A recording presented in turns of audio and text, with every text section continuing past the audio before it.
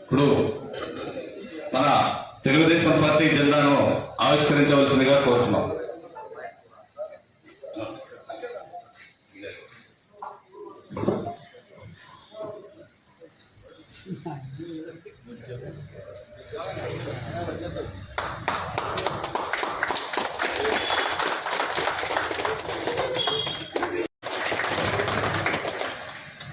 భవిష్యత్తులో కూడా మనమంతా కూడా తెలుగుదేశం పార్టీ కోసం చంద్రబాబు నాయుడు గారి ఆదేశాల మేరకు ఏదైతే పని ఉపజెప్పాడో, గతంలో నేను ఇన్ఛార్జిగా ఉన్నప్పుడు కూడా మీరందరూ కూడా ఎంత కష్టపడినారో అన్ని విషయాలు కూడా అందరికి కూడా తెలిసిన విషయం.